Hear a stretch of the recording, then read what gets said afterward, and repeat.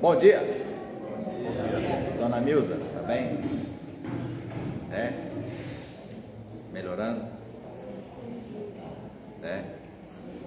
A luta é grande, né? Abra conosco, irmãos e irmãs, abram as palavras, a Bíblia de vocês, em Mateus, no capítulo 16. Nós vamos continuar no tema que iniciamos domingo passado, falando sobre o balanço da nossa fé. Afinal de contas, estamos encerrando mais um ano de vida, um ano de trabalho, um ano de convivência na igreja, um ano de desafio, né? Claro, gratidão a Deus, mas também reflexão, porque afinal de contas, quando nós lemos a palavra do Senhor, ela sempre nos confronta a refletir sobre como tem sido a nossa caminhada com Deus neste mundo, nesse tempo que tem dado Deus a cada um de nós. Mateus 16, do verso 13 até o verso 17. Evangelho de Jesus segundo São Mateus, capítulo 16, a leitura do verso 13 até o verso 17. Mateus 16, do verso 13 ao verso 17. Verso 13, diz assim a palavra: Indo Jesus para os lados de Cesareia de Filipe, perguntou a seus discípulos: Quem diz o povo ser o Filho do Homem? E eles responderam: Uns dizem João Batista, outros Elias, outros Jeremias ou alguns dos profetas. Mas vós, continuou Jesus, quem vós dizeis que eu sou? 16. Respondendo Simão Pedro, disse: Tu és o Cristo, o Filho do Deus vivo. Então Jesus lhe afirmou: Bem-aventurado és, Simão Barjonas, porque não foi carne nem sangue que tu revelaram, mas meu Pai que está nos céus. Feche seus olhos, irmãos e irmãs, fechemos nossos olhos, vamos nos dirigir a Deus nesta palavra de oração, pedindo que nos dê sabedoria e entendimento para, com fé, acolhermos a sua palavra. Damos-te graças, Deus, por esta manhã preciosa. Obrigado, Senhor, pela disposição que colocaste no coração de cada um de nós, que aqui, ó Pai, dispôs no seu coração a vir, partilhar, ó Pai, dos louvores, ó Deus, das orações. Obrigado, ó Pai, pelos testemunhos das graças alcançadas, e também, ó Pai, daqueles e daquelas que ainda esperam no Senhor, ó Pai, para ter o seu problema resolvido, a sua graça alcançada. Obrigado, ó Pai, porque podemos testemunhar na tua presença o teu santo cuidado sobre as nossas vidas. Agora, pois, Senhor, que vamos nos dedicar um tempo mais à leitura e reflexão da tua palavra, nós te rogamos, Senhor, aqui por meio do teu Santo Espírito, dês entendimento a cada um de nós. Tira, ó Pai, as travas dos nossos olhos, ouvidos, Senhor, e sobretudo coração, para que a tua palavra, ó Pai, venha como alimento vivo para o nosso coração, para a nossa vida, neste final de ano, ó Pai, para a nossa reflexão, nos convencendo, ó Pai, de que aquilo que não deveria ter sido feito, falado ou sequer pensado, que fique, ó Pai, no passado. Prepara-nos, ó Deus, para um novo ano, para novas atitudes, novas escolhas. Certamente, ó Pai, cada um de nós, guiado por tua santa palavra, no poder e inspiração do teu Santo Espírito. Recebe, pois, a nossa oração, nós a fazemos, Senhor, em o nome de Jesus. Amém. Amém. Balanço anual da fé. Se você tiver que fazer esse balanço, claro, você já está fazendo isso, todos nós temos que fazer, e ai de quem não faz, né? Porque aumenta o risco de continuar fazendo as mesmas coisas, pensando as mesmas coisas, falando as mesmas coisas, e aí a gente cai naquele erro que já há tanto tempo Albert Einstein dizia, né? Não se pode esperar resultados diferentes se insiste nas mesmas atitudes. Então, irmãos e irmãs, dezembro é mês de balanço, e obviamente usando essa linguagem, né, da vida administrativa, né, não é o balanço apenas da vida financeira, o balanço geral da nossa vida. E numa linguagem bastante popular, balanço é, se comparar a questão dos números, é o resultado final entre entrada, saída e o saldo, né, Hel? Então, de tudo que nós fizemos de janeiro até aqui, né, se fôssemos comparar a questão financeira, do que entrou, a quantidade a gente chama de ativo, né? Então, o que entrou de salário, o que saiu de despesa e o resultado final, o saldo final, né? Na vida econômica é assim: ganhou 1.000, gastou 1.000, tem nada. Quer dizer, pelo menos foi responsável, né?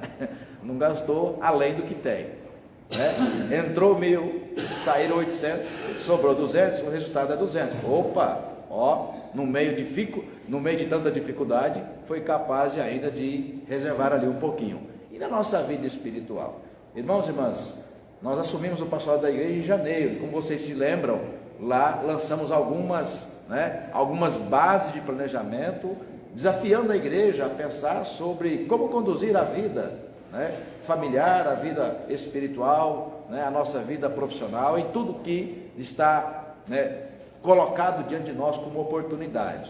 Nós estamos terminando, e eu perguntaria para você, né, ainda que você não precisa responder para mim, mas pelo menos pense na colocação que nós estamos aqui sugerindo a cada um de vocês.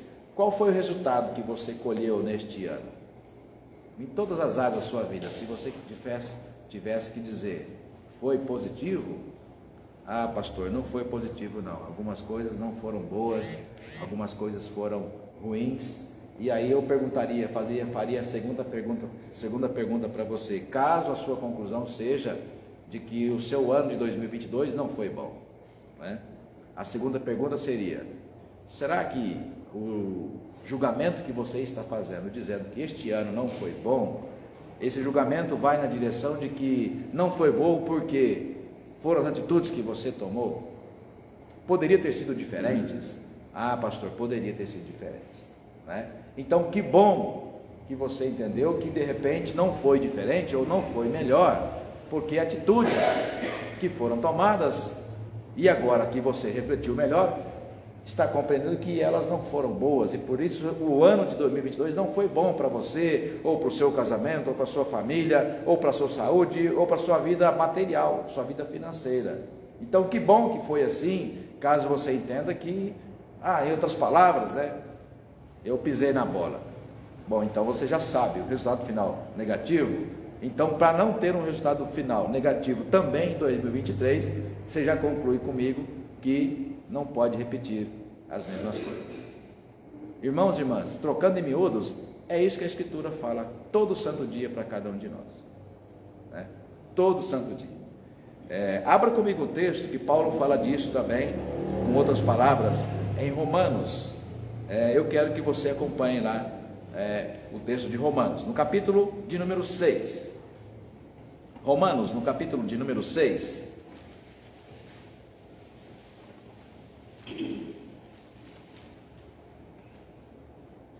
Eu vou ler a partir do verso 17.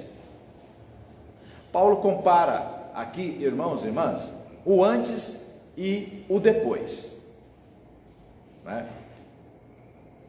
E nesse ciclo de janeiro até dezembro, né, a gente pode comparar. Há uma distância entre janeiro e dezembro, claro, há 12 meses. Paulo, em outras palavras, dona Débora, compara, né, a vida dele antes de Cristo e a vida com Cristo. Então, nessa linguagem de balanço, né, você vai chegar a um resultado final. E aqui eu gosto muito disso, Helvig, porque Paulo, quando faz essa comparação, ou seja, como era a minha vida antes de andar com Cristo, então ele começa a fazer ali algumas avaliações. Olha, a minha vida antes de Cristo, eu era um cara agressivo, eu maltratava pessoas, eu era muito arrogante, ninguém estava acima de mim, eu era o melhor da minha família. Sem Cristo, ele não percebia que isso era um problema na vida dele, né? E muitas vezes, quando você não percebe, entendeu? Uma atitude que é recorrente na sua vida, que aquilo é ruim para você, para o seu casamento, para a sua saúde física, hábitos alimentares às vezes, né? para os seus vizinhos, a forma que você, né, se apresenta para os seus vizinhos, né? Ou seja, quantas coisas da nossa vida pode entrar, dona Isabel, nesse ciclo de avaliação de um ano. E quando nós colocamos Jesus para nos comparar a Ele, a gente pode chegar à conclusão, não, sem Jesus a minha vida definitivamente, presbítero Milton, sem Jesus a minha vida definitivamente era uma tragédia. Então o apóstolo Paulo chega a essa conclusão, né? Capítulo 16, aliás, capítulo 6 de Romanos, a partir então do verso, capítulo 6, né? Romanos 6, a partir do verso 17, então, diz assim o texto do apóstolo Paulo: mas graças a Deus, porque antes, né, quando éramos escravos, então escravo é aquilo, ou seja, você faz a coisa, né, por obrigação, aquilo domina você, né? Então ser escravo, como a gente fala, né, escravo de uma atitude que você sabe que não pode repetir, mas não se libertou dela, como se fosse um vício, né? Aquilo está te matando, às vezes espiritualmente, está te matando no casamento, está te matando na vida financeira, mas aquilo te domina, você não se livra daquilo, sabe que tem que mudar, mas não consegue. Então Paulo chama essa experiência antes de Cristo de uma espécie de escravidão, ou seja, as pessoas não conseguiam viver de outro modo, né? Então ele fala: mas graças a Deus, porque outrora escravos do pecado, contudo viestes a obedecer de coração, portanto de sentimento, né, para amor, de coração, de coração a forma de doutrina a que fostes entregues, e uma vez libertados do pecado, fostes feitos servos da justiça.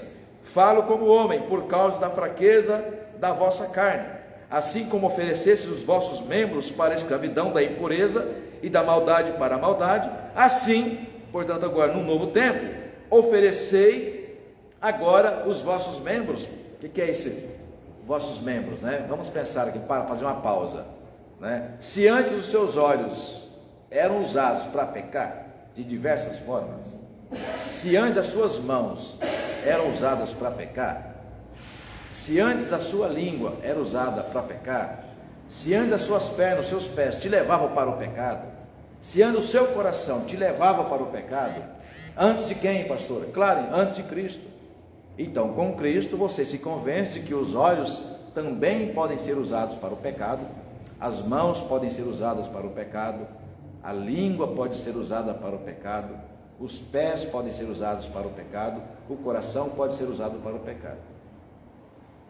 Então, quando nós fazemos um balanço, dona Isabel, nós chegamos a essa conclusão. 2022, eu sonhei em ter um ano diferente. Então, que bases eu lancei em janeiro para que agora o resultado final seja positivo? Seja positivo. Não, pastor, glória a Deus, porque este ano foi bênção na minha vida. Consegui me livrar de vários pesos que eu carregava, que eram entulhos emocionais, entulhos materiais, entulhos espirituais, né? Muito peso que eu carregava, aquilo estava me matando e eu não percebia, até o dia que eu aceitei o desafio de dizer: olha, isso não vai me dar um ano melhor, ao contrário, está me matando, e eu não quero mais. Paulo coloca isso no verso, com outras palavras, né? No verso 20, porque quando erais escravos do pecado, e quando você carregava entulho, enquanto você não tinha coragem de se livrar daquilo que achava que era necessário, quando erais escravos do pecado, estavais isentos em relação à justiça. Ou seja, quem está no mundo, Oscar Ferli, não tem obrigação de estar uma vida de santidade. Quem é imoral é imoral. Quem não tem Jesus para comparar, trair a mulher ou trair o esposo, é uma coisa natural, porque somente a palavra, o evangelho, é que vai dar esse parâmetro, dona Eledi, aquilo que pode e aquilo que não pode. Aliás, vimos há pouquinho um menino de 15 anos falar isso para nós aqui, né? Quando nós não tínhamos Cristo e vivíamos no mundo, por exemplo, passar alguém para trás para ter vantagem financeira, isso não era nenhum problema para a gente. Paulo fala isso em Efésios 5, né? Aquele que furtava, aquele que roubava, aquele que enganava, aquele que agredia, agora não tem mais sentido. Por quê? Porque agora você tem uma nova vida em Cristo, né? Então Paulo, verso 21, fala, naquele tempo, ou seja, quando você não tinha um padrão para mediar a sua vida, Claudinei, que resultado você colhia?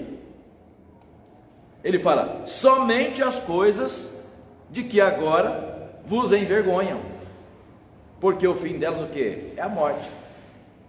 Então, irmãos e irmãs, quando nós comparamos a nossa vida antes de Cristo e a nossa vida em Cristo, Cleide, o resultado final tem que ser sempre, não é de vez em quando não, tem que ser sempre positivo. A minha vida sem Cristo era uma tragédia, é isso que Paulo está dizendo. Glória a Deus, porque Cristo chegou na minha vida, porque aquela conduta que eu tinha estava me levando para a morte. Agora, com Cristo, o resultado final é, isso me leva para a vida, e uma vida sempre abundante. Então o resultado final que Paulo coloca é, se o resultado final, né, te envergonha, se agora em dezembro a sua conclusão, pastor, infelizmente 2022 foi uma vergonha na minha vida, não precisa dizer para mim, é apenas no campo das ideias, né? Se você entende que foi essa vergonha, é muito importante entender por que foi uma vergonha, né? Foram as suas escolhas que te levaram a concluir que 2022 foi uma vergonha, né? Se foi, irmão, irmã, o desafio para esta manhã é, fecha a torneira, não continue, porque a chance de você ter um 23 igual é muito grande, porque não há mudança de vida, não há mudança de atitude, né, aliás, não há resultado diferente se não há mudança de atitude e mudança de pensamento, né? Que resultado a gente colhe sem Deus, irmãos e irmãs? A gente sabe, o mundo está aí o tempo todo mostrando, né? Fazer uma pausa aqui. A Alessandra ontem falou hoje, mas aconteceu ontem, ela voltando, né, do metrô, na rua de casa, já próximo para entrar, ela estava a pé, e no sentido que ela estava indo, dois carros, uma pessoa parou na frente com o carro para esperar o outro que estava vindo, né, ia ser um cruzamento. O outro estava vindo, ela precisou de parar, porque para entrar no portão da nossa casa, do prédio, né, entrar à esquerda. Então a pessoa parou na faixa amarela ali, esperando o outro chegar. O que estava atrás, eu acho questão de segundos, imagino, né? Não podia esperar, e aí começou a tocar a buzina, e aí a mulher brava também do outro carro já sai e já começa assim, por nada, absolutamente nada. As pessoas se ofendem e começam a gritar e xingar uma a outra. Que resultado a gente poderia dizer, né? Que resultado a gente colhe com isso? A gente aumenta o risco, inclusive, de perder a vida. Porque uma cidade como essa está cheia de maluco, por nada as pessoas atiram, né? Ou vai para cima e vai no soco, né? Então assim, a gente percebe que a sensação que passa é que as pessoas vivem o tempo todo à flor da pele, né? A qualquer momento a pessoa pode ter um surto, né? Por quê? Um acúmulo de entulho que as pessoas vão trazendo, Dona Isabel, sobre os seus ombros, e não se apercebem de que isso leva para a morte. Então, irmãos e irmãs, dezembro é mês de balanço. Isso é muito sério, isso é necessário em todas as áreas da nossa vida. Abra outro texto comigo. Pensando um pouco agora, já que são várias áreas, né? Eu trabalhei no banco há alguns anos atrás, dezembro era mês, claro, também, de que eles chamam de balanço, né, da contabilidade. Nós temos aqui um contador, sabe que nessa época trabalha muito, né?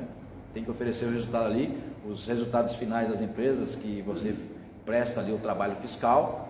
Então, vamos pensar na área financeira também um pouquinho. A Bíblia nos sugere situações assim. Abra comigo Atos capítulo 12. Aliás, Atos capítulo 8, Atos dos Apóstolos, capítulo 8,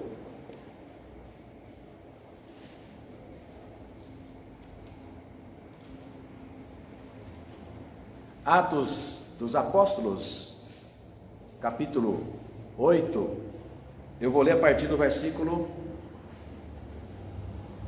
12, Atos 8, verso 12.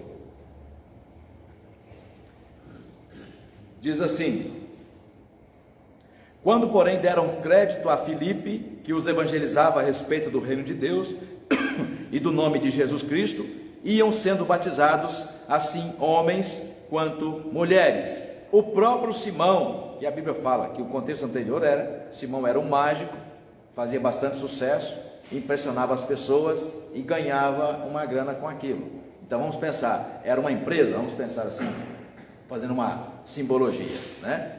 Então ele tinha uma empresa, ele iludia as pessoas ficavam impressionadas e ali fazia dava um dinheiro. Na Avenida Paulista é muito comum, ou nas cidades, nos centros, nas calçadas, geralmente tem ali alguém fazendo alguma obra de arte, alguma coisa impressionando, né? Ali, e a pessoa acaba colocando ali um dinheiro, né? Então, mágico, Simão era essa figura. Só que de repente aparecem alguns diáconos, Filipe, os apóstolos, e Deus usando a vida deles, eles começaram a curar pessoas, a fazer coisas extraordinárias ali. E muita gente que era freguês do mágico, Denilson, agora começa a acompanhar os apóstolos, os diáconos, porque estavam sendo curados, transformados. E vamos pensar assim, a empresa daquele mágico, Oscar, veio à falência, né? Vou fazer uma pausa aqui, rapidinho, trazer para a nossa realidade. Quantos você já conhece? Preciso ir para a igreja, minha empresa não está bem. Precisa ir para a igreja, a minha vida não está boa. Preciso ir para a igreja, meu casamento não está bom. Preciso ir para a igreja porque preciso de mais dinheiro, preciso mudar a minha vida, né? Isso no Brasil é muito comum, mas não é de agora. Bom, ora pois, olha o que diz o contexto, né? Olha o que diz aqui, exatamente nesse contexto. Quando aquele Simão vê naqueles homens uma oportunidade de restaurar a sua empresa, Cleide, ele não vai hesitar. Eu vou para a igreja. Tem vários amigos que mudaram de vida, pelo menos deram testemunho, que ganharam dinheiro, a empresa foi restaurada, né? Em 3 meses agora tem Mercedes na garagem. Então as pessoas falam isso, e por isso que passa aquela ideia, cara, se eu for para a igreja, né, tudo que está errado vai mudar, vai melhorar, né? Bom, vamos ver o resultado final da história? Verso 13: o próprio Simão abraçou a fé e, tendo sido batizado, nada novo até então, sou pastor há 25 anos, o que eu já vi de gente que foi batizada e não deu em nada, transformando o batismo numa magia, né? Não, uma vida inteira errada, aí vem para a igreja, faz um batismo e acha que é assim, virou a chave, no dia seguinte vai estar tudo certo, né? Então transforma o batismo numa atitude mágica, né? Como se o batismo pudesse fazer aquilo que quem tem que fazer é você, ou no caso a pessoa que está sendo batizada, né? Então o próprio Simão abraça a fé, é batizado e passa a acompanhar Filipe de perto, observando perplexo, extasiado, os sinais e grandes milagres praticados.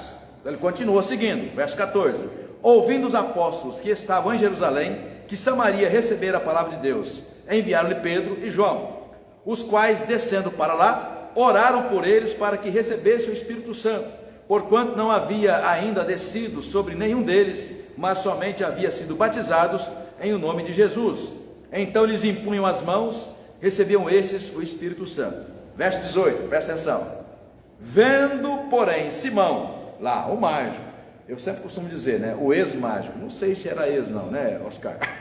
Não sei se era ex não, mas, vendo, porém, Simão, que pelo fato de imporem os apóstolos as mãos, era concedido o Espírito Santo, ofereceu-lhes dinheiro, propondo: concedei-me também a mim este poder, para que aquele sobre quem eu impuser as mãos receba o Espírito Santo. Pedro, porém, lhe respondeu: o teu dinheiro seja contigo para a perdição, pois julgaste adquirir por meio dele o dom de Deus. Não tens parte nem sorte neste ministério, porque o teu coração não é reto diante de Deus, né? Palavra dura, ou seja, né? Tem muita gente, dona Isabel, infelizmente, ainda hoje, que acha que ir para a igreja significa me dar bem. E de fato, um testemunho que você pode dar, e eu dou o meu também, de fato, a igreja mudou toda a minha história, né? Mas por que mudou a minha história? Porque na igreja eu conheci Jesus. De fato, a igreja foi instrumento nas mãos, né, de Deus para me alcançar. Mas quem me transformou, né, foi Jesus. Agora, você pode levar a igreja aonde você estiver? Não. Aqui, simbolicamente falando, né, ou literalmente falando, a igreja, como aqui uma primeira representação, é o templo. Não dá para carregar, a não ser que você pegar aquela coisinha ali, né, aquele gasofilácio, né, é uma maquete. Então dá para colocar ela aqui em cima, mas imagina o constrangimento, ficar carregando aquilo. Não. Então, agora, Jesus, por meio do Espírito Santo, está no seu coração, aí ele você carrega. Então tudo que você vai fazer, pensar e falar, o planejamento que você fez com Jesus em dezembro, né? O CO, eles falam CO, palavra bonita, né? O CO, ou seja, o principal diretor da sua empresa tem que ser Jesus. O que é essa empresa? É o planejamento que você fez, né? Então Simão, Dona Isabel, foi mais um de tantos milhares que acham que tudo que está errado será resolvido num passe de mágica. É só eu ir para a igreja, eu serei batizado e tudo vai se resolver. De fato pode se resolver por duas coisas. Primeiro, Jesus precisa ser o Senhor, né, da vida dessa pessoa que está tomando essa decisão. E segundo, tem que entender a palavra que o menino de 15 anos hoje pela manhã fez na devocional, né? Que com Jesus não é só o resultado positivo que a gente glorifica a Deus, até o resultado negativo. Qual é o resultado negativo? Esse ano eu sonhei em não ter, né, crise de diabetes, se você é diabético. Esse ano eu sonhei em não ter problema financeiro, né? Porque de repente ele aconteceu, mas não foi culpa sua, o país entrou em crise, né? Só que quando de fato nós temos uma relação de intimidade com Deus, fé e esperança no Senhor, e não simplesmente vinculado ao batismo, né? Mas esperança no Senhor, até o resultado que humanamente falando é ruim, com Jesus é bom. Porque o texto lido, verso 13, sobretudo, que é a chave daquele texto, né? Filipenses 4,13, Liliane, que é o texto lido pela manhã, pelo Luiz, tudo posso naquele que me fortalece. E tudo é tudo mesmo, porque até nos tempos de lágrimas, de escassez, ele fala, aprendi a viver contente em qualquer situação. Em Tessalonicenses ele fala, em tudo dai glória. Outro dia eu falei aqui, alguns ficaram assustados, né? Já pensou um crente dar glória a Deus pelo câncer que ele contraiu? Não, pastor, mas é esquisito isso, né? Esquisito mas quando Paulo fala em tudo dai graças, ele não excluiu as coisas que não nos dão alegria, né? Percebe? É um tipo de maturidade espiritual que não é comum você esperar daquelas pessoas que acham, dizendo isso, eu vou para a igreja para tudo a minha vida ficar bom, né? Não, é importante entender que a vida com Jesus é uma decisão radical. Por que radical? Ele precisa ser o principal gerente das nossas escolhas. Seguindo no balanço manual da nossa fé, vamos lá também, mais um texto falando sobre a questão da vida com Deus, tendo Deus aí como o principal gerente das nossas escolhas. Abra comigo, Gênesis 29. Se nós tínhamos um exemplo ruim, quando alguém decide andar com Deus porque quer se dar bem, sobretudo naquele caso na vida financeira, nós temos um exemplo bom, para ficar aqui empatado, né? Ou pelo menos duas escolhas diferentes que você pode fazer. Gênesis 29, aliás, hoje à noite, na ocasião do culto, nós temos um desafio que nós vamos conduzir a igreja, um desafio já lançando para 2029, estou fazendo conta de 7 em 7 anos, né? 2023. Então, Gênesis 29, abra aí, acompanha a partir do verso 25, na verdade, verso 21, né? Disse Jacó a Labão: dá-me minha mulher, pois já venceu o prazo para que me case com ela. Reuniu, pois, Labão todos os homens do lugar e deu um banquete. À noite conduziu a Lia, sua filha, e a entregou a Jacó, e coabitaram. Para a serva de Lia, sua filha, deu Labão Zilpa, sua serva. Ao amanhecer, viu que era Lia, por isso disse Jacó ao seu sogro Labão: que é isso que me fizeste? Não te servi por amor a Raquel? Por que, pois, me enganaste? Lembre aí da palavra ser enganado, tá? Verso 25, a última palavra. Por que, pois, me enganaste? 26, respondeu Labão: não se faz assim em nossa terra, dar-se a mais nova antes da primogênita. Decorrida a semana desta, dar-te-emos também a outra, pelo trabalho de mais 7 anos que ainda me servirás. Aí verso 28, concordou Jacó, e se passou a semana desta. Então Labão lhe ofereceu por mulher Raquel, sua filha. Tá? Bom, é o seguinte: qual atitude, Helber, que um crente faz ou tem quando ele é enganado? Né? Porque a gente planeja a nossa vida achando, não, eu sou honesto, né, Josias? Eu sou honesto, eu levo minhas coisas tudo certo, né? Então Deus vai ser bondoso comigo, Deus vai ser justo comigo, porque eu ando de acordo com aquilo que eu tenho aprendido da palavra. Então eu sou correto nas minhas coisas, né? Então Deus não vai deixar que eu seja enganado. Bom, pode ocorrer que Deus permita que você seja enganado, né? E aí, quando um crente é passado para trás, viu? O que a gente faz? Bom, se ficar só na decepção, tá bom. Tem pessoas que reagem com violência, sei lá, eu já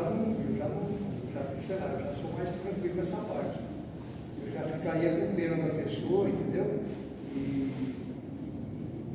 eu me sentiria tranquilo, porque se Deus permitiu que eu fosse enganado, é porque Deus queria que eu passasse por isso. Maravilha!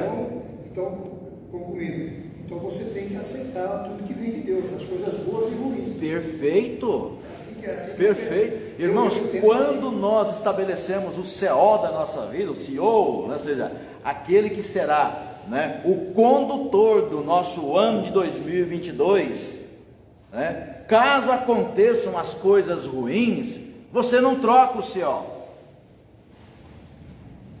você não troca o gerente, e aí, né, você vai dizer, olha, em tudo dai graças. Irmãos, você vai dizer para Deus: Senhor, eu tenho certeza que o Senhor sabia o que estava acontecendo. Então o Senhor tem um propósito para essa situação que está me deixando triste, frustrado, angustiado. E detalhe, viu? Pode ser na família. No caso aqui era na família, porque Labão era tio. Era tio. Foi enganado pelo próprio tio. E aí? Não, vou levar esse cara na justiça. Vou processar, vou botar ele na cadeia, né? Oh, mas pera lá, mas você não planejou e não se submeteu em janeiro dizendo: Deus, né? Tudo que acontecer na minha vida, em tudo, eu tenho certeza que o Senhor tem um propósito. Irmãos, planejamento é planejamento, né? Planejamento é planejamento. Verso 28, o que Jacó fez? Dona Maria Conceição, Jacó falou: concordei. Se isso está acontecendo, tá? Então Deus tem um propósito para isso. Por que você acha que ele reage desse jeito, né? Onde está o planejamento? Aí vem a noite, eu já vou antecipar para você, que eu sou meio, né, Alessandra? Meio ansioso, só um pouquinho meio ansioso, né? No 28, no capítulo 28, tá? Veja, no capítulo 28, a partir do verso 18: tendo se levantado Jacó cedo de madrugada, tomou a pedra que havia feito por travesseiro, colocou-a como coluna, sobre o topo colocou azeite, e ao lugar, cidade de outrora, se chamava Luz, deu o nome de Betel, ou seja, Deus falou comigo nesta terra. Fez também Jacó um voto dizendo: se Deus for comigo, me guardar nessa jornada que empreendo. Gente, jornada aqui, ou seja, a jornada foi 2022, você começou em janeiro, fez um planejamento, fez um propósito, o pastor dessa igreja te desafiou, você aceitou, e agora está fazendo balanço.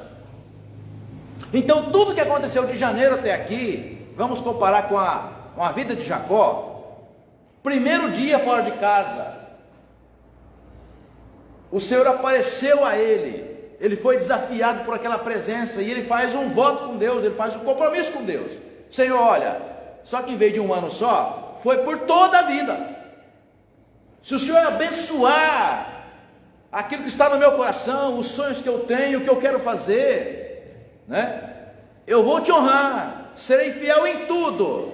Então, irmãos e irmãs, quando você toma essa decisão de andar com Deus, Paulo vai nos perguntar: que resultado você está colhendo?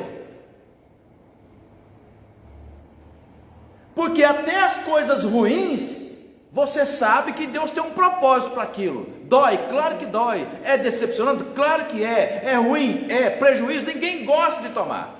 Agredido física ou mesmo emocionalmente, ninguém gosta. Mas, irmãos e irmãs, nós ainda estamos no mundo, estamos sujeitos a essas coisas. Então, Liliane, eu diria que quando ele foi enganado pelo próprio sogro, se ele tivesse já naquela época o conselho do apóstolo Paulo, não eram contemporâneos, claro, estou só aqui, imaginando, ele diria: então essa é a hora de eu dar glória a Deus. Em tudo dai graças. Senhor, obrigado pelo meu sogro sem vergonha e aproveitador. Obrigado, Senhor, porque o Senhor colocou esse homem na minha vida. Você faria isso? Bom, é difícil fazer, mas é o que tem que fazer.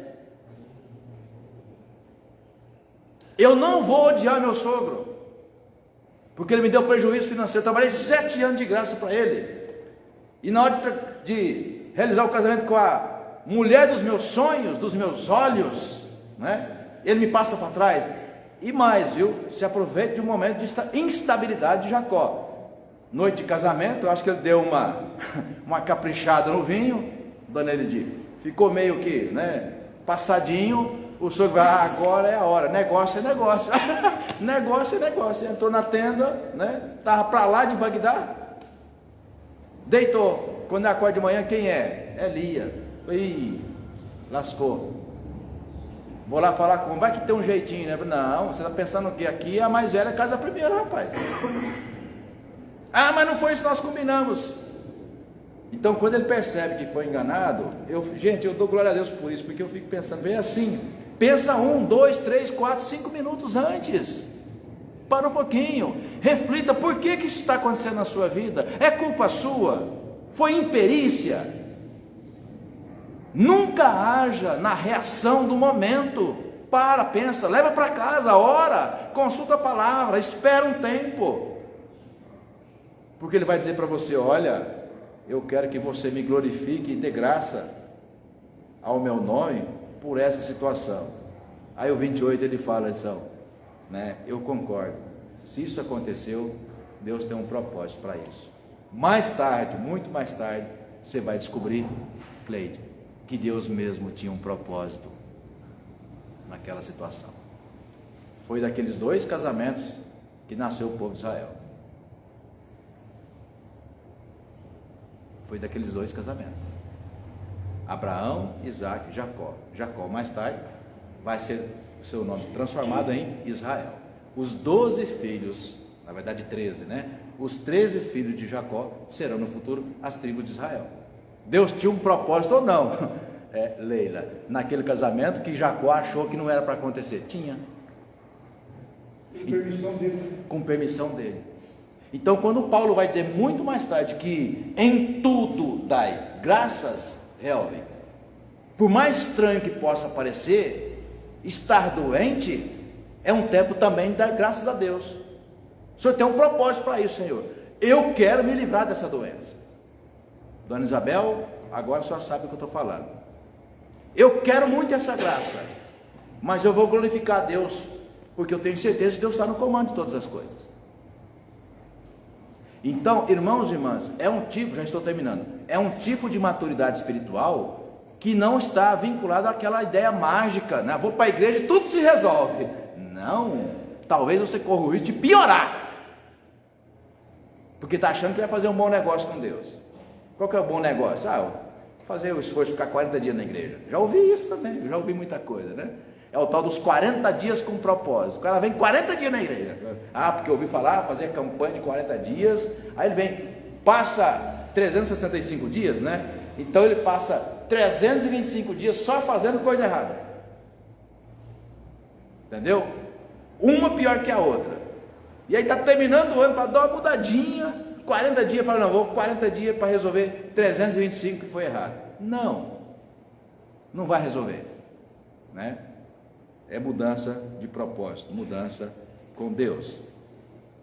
Próximo, Lucas 24. Lucas 24, verso 21. Aí depois desse, a gente volta para o texto que nós iniciamos e ali a gente conclui.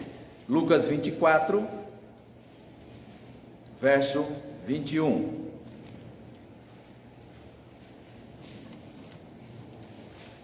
Lucas 24, verso 21. Ora, nós esperávamos que fosse ele quem havia de redimir a Israel, mas depois de tudo isso, é já este o terceiro dia que tais coisas sucederam. Bom, é apenas um versículo para te fazer lembrar, mas o contexto é o contexto lá de Jerusalém. 2 jovens que moravam numa vila distante 15 quilômetros aproximadamente de Jerusalém, que é o centro, né, Terra Santa. Eles estavam em Jerusalém porque queriam, né, estar junto com o grande mestre Jesus. Ou seja, vamos pensar aqui na comparação que estamos fazendo. Eu vou até Jesus que tudo vai resolver. Eu vou lá, passo um tempo com ele, tudo será maravilhoso. E eles dão um azar de chegar lá e encontrar a última semana pascal de Jesus. Por que azar, pastor? Porque eles foram com esse propósito, né? Vamos lá e conhecer Jesus, que a nossa vida vai, vamos pensar assim, comparando, tudo vai mudar. Só que eles chegam na última semana de Jerusalém, de Jesus. E a semana do quê? Pascal.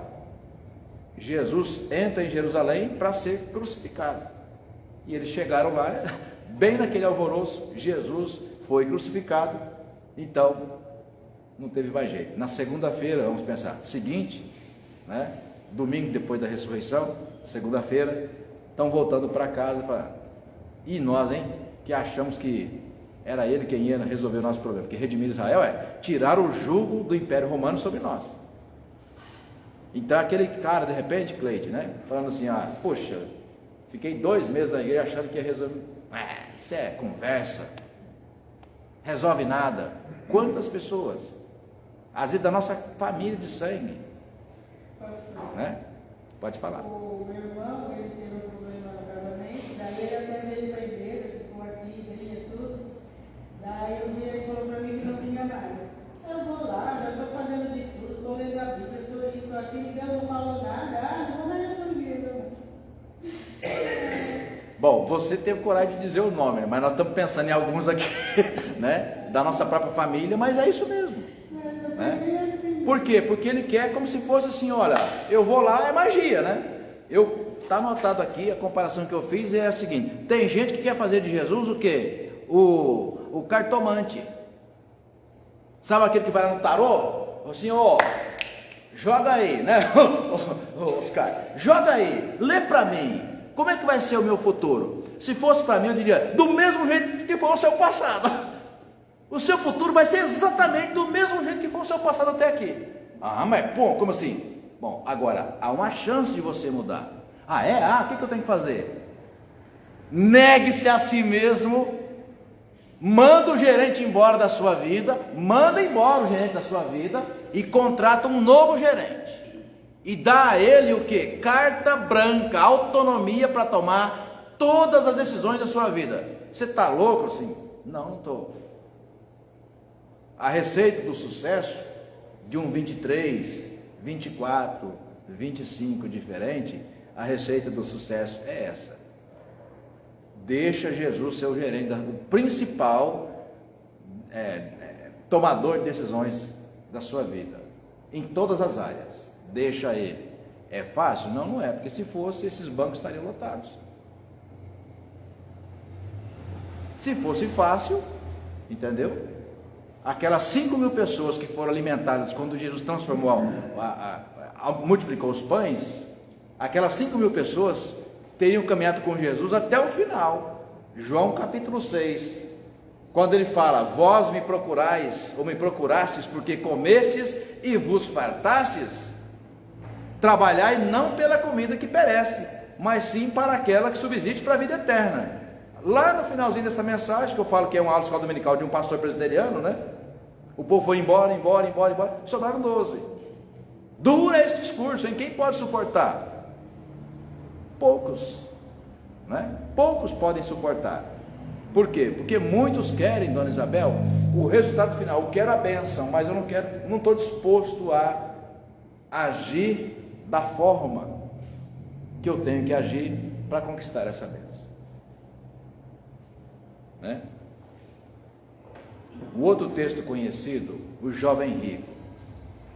Senhor, eu estou com a minha consciência pesada, eu queria ter uma vida diferente. Aqui estou traduzindo, né? O que eu tenho que fazer para herdar o reino dos céus? Ele cita os mandamentos. Não, isso aí eu estou fazendo, você é tranquilo. Ah, então você quer ser perfeito? Vamos levantar o seu coração. Venda tudo que você tem. Metade você distribui aos pobres, né? E a outra metade você, né, investe no reino de Deus. Aí, não sou capaz de fazer isso, né? Não sou capaz de trocar o gerente da minha vida. Eu quero ser o gerente. Eu quero ser o CO. Eu quero ser o principal que vai tomar decisão. Por isso que muitos começam, mas não terminam. Muitos vão embora, né? Por quê? Porque é difícil, irmãos e irmãs. Virar 2023 para ter um ano diferente, né? A receita que o Evangelho, não sou eu não, a receita que o Evangelho passa é exatamente essa, né? Em qualquer situação, até naquelas que você acha que não é motivo da glória a Deus, né? Até nelas você precisa enxergar a mão do Senhor. Deus está no controle e Ele sabe do que está acontecendo. Então, em algum momento, a minha graça vai chegar. Amém? É o que nós cremos. É difícil? Claro que é. É muito difícil. Mas é o caminho, né, que Deus tem mostrado. Vamos terminar voltando lá para Mateus, que é o nosso texto base. Senão você vai falar, pastor, mas o senhor leu aquele texto e nunca mais voltou para ele? Não, tem um momento para voltar. Esse momento é agora. Mateus 16. O texto, que é bastante conhecido, me sugere aqui o seguinte: quem o povo diz que eu sou? Irmãos e irmãs, é o mesmo que a gente ir numa igreja que está lotada com 2.000, né, Marcos? Ontem a gente conversava sobre isso. Lotada com 2.000 pessoas, vamos fazer aqui uma reunião rapidinho, né? Escuta, o que te trouxe aqui? Começa a perguntar, tente imaginar. Cada um, Leila, vai para a igreja, né, com uma motivação. E não é de agora. E tem muita gente, entendeu? Que vai na igreja com motivação equivocada. Quem vós dizeis que eu sou? Perceberam que as respostas foram todas variadas? Olha, uns aí estão dizendo que tu és João Batista. Aí, de novo a gente liga a mensagem. João Batista é quem? É o batizador. Então tem muita gente que vai para a igreja. E aqui, viu, Nicé, você me falou antes de começar o culto sobre esse tema, e está aqui, você pode conferir a data de hoje, 11 de dezembro de 2022, a aula que eu preparei, né? E o tema está anotado aqui. Então, se porventura, falando de batismo aqui, tem a ver com o assunto que nós conversamos, foi pura coincidência ou propósito de Deus, até porque eu não sabia o que você ia me falar quando eu chegasse aqui na igreja, né? E está anotado aqui. Muitos crentes resumem sua vida ao batismo, tá? E frequência na igreja. Está anotado aqui no meu esboço. Então tem muita gente que acha que a vida com Deus dele é o quê? É ser batizado e domingo ir na igreja. E os que acham que se resume a vida com Deus, presbítero Nilson, se resume a ser batizado numa igreja e domingo ir nela, né? Desculpa, mas é o equívoco mais básico da vida humana. Mas muitos achavam que ser cristão era o quê? Ser batizado e ser membro de uma igreja. E outros? Bom, outros acham que a vida é o quê? Viver atrás de profecia. Porque outros falaram assim, outros estão dizendo que tu és um profeta. Quem nunca conversou, conheceu um crente?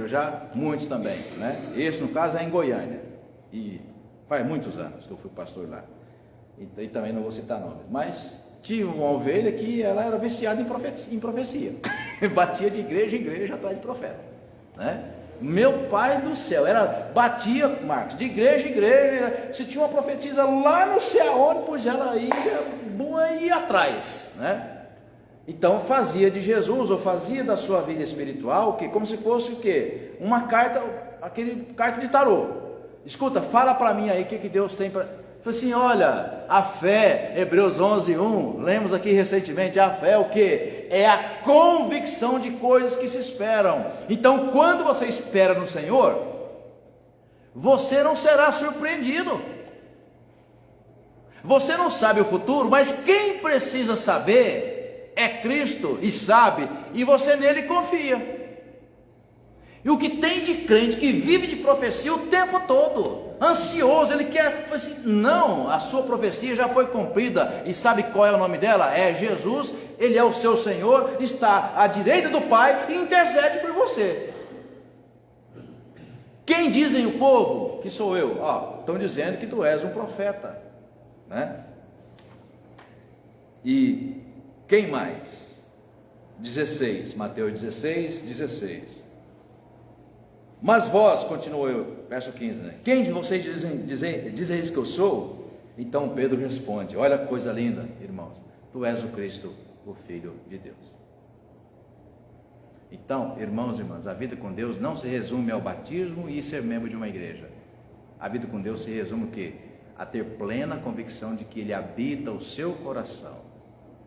Portanto, onde você estiver, em qualquer situação, em qualquer momento, se você estiver na fila do SUS, como eu conheço um crente em Diadema, que é aluno meu de história, agora já estou, né? Talvez até ele está me ouvindo, ou vai ver durante a semana. Irmãos, ele é da Assembleia de Deus. É impressionante. Impressionante. Há quase 20 anos tem problema lá com os rins, e agora, faltando um mês e meio agora, ele entrou na fila para preparar ali o braço para fazer hemodiálise. É um processo demorado, eu não sabia que é tão demorado assim, né? Tem toda uma preparação para colocar fístula ali e tal, não é uma coisa difícil, né? E começar a fazer a hemodiálise 3 vezes por semana, cada sessão 6 horas. E aí você acha que o seu Edson está derrubado? Pois vai para a escola todo dia, das 7 às 11, ou às 10h45, dando testemunho, sempre sorridente. Eu vou dizer para você, o que você acha que é isso, se não é Jesus? Sabe, Milton? Então é um tipo de maturidade espiritual que não é comum você encontrar. Por quê? Porque a maioria quer fazer de Jesus o quê? O solucionador de todos os problemas. Ele não é capaz de dar graças, ou glória a Deus, em tudo dar graças, né? 1 Tessalonicenses capítulo 5, acho que verso 17, se enganado não estiver, mas está ali pertinho. Em tudo dai graças, né? Orai sem cessar, ou sem cessar. Então a igreja você não carrega nas costas, mas Jesus você leva no coração, né? Então significa que em qualquer situação o Senhor está com você. Jacó foi enganado, passado para trás, teve prejuízo? Teve, mas ele conclui, ele concorda com o seu sogro, não briga com o sogro, não fica, né, de mal com o sogro, porque ele entende, ora, se eu comecei a minha vida com Deus 1 ano atrás, ou 7 anos atrás, né, porque trabalhou 7 anos para ter a sua esposa, então se eu comecei minha vida com Deus, Niceia, 7 anos atrás, eu lancei um propósito para com Deus, que em toda a minha caminhada, a minha jornada, né, eu creio que Deus estará com a sua mão sobre mim. Então tudo que acontecer na minha vida, Deus tem um propósito, até as coisas ruins, né, porque das coisas ruins, lá no futuro, Deus vai tirar, né, algo positivo e vai me ensinar uma lição. Por isso, irmãos e irmãs, esse é o tipo de experiência com Deus que somente quem de fato passou por uma mudança de vida, que a gente chama de transformação, são capazes de ir e enfrentar até o final. E no final, como Malaquias fala, né? No final a gente vai ver a diferença entre quem serve a Deus e quem não serve. Quem busca a Deus porque quer fazer um bom negócio, desculpa a expressão, tá?